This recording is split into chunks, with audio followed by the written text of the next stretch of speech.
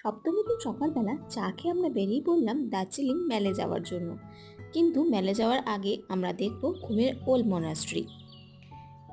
ঘুম স্টেশনের কাছেই রয়েছে এই ওল্ড মনাস্ট্রি।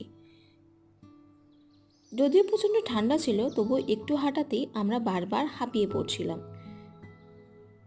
পাহাড়ি রাস্তায় হাঁটার অভ্যেস একদমই নেই, তাই খুব কষ্ট হচ্ছিল। মাঝে মাঝে রোদ যখন গায়ে লাগছিল, সেই ঠান্ডার মধ্যেও খুব আরাম লাগছিল।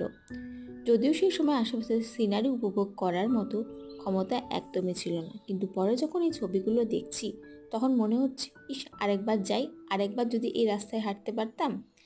এই 1 কিলোমিটার রাস্তায় তখন বারবার 10 কিলোমিটারের মতোই লেগে গেছিল, আর আমাদের হেঁটে যেতে প্রায় 1 ঘন্টা সময় লেগেছিল।